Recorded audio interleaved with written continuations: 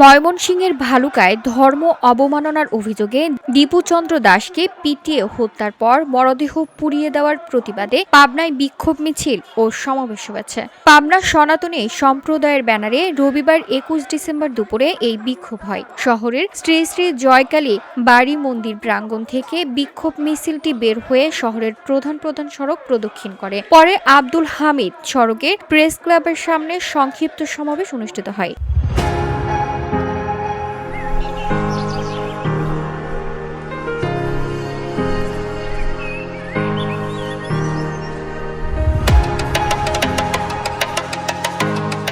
সমাবেশে বক্তব্য দেন বাংলাদেশ পূজা উদযাপন ফ্রান্ট কেন্দ্রীয় কমিটির যুগ্ম আহ্বায়ক অ্যাডভোকেট মলয় দাস রায়, পাবনা জেলা শাখার সাধারণ সম্পাদক দীপঙ্কর সরকার, জিতুসহ অনেকে।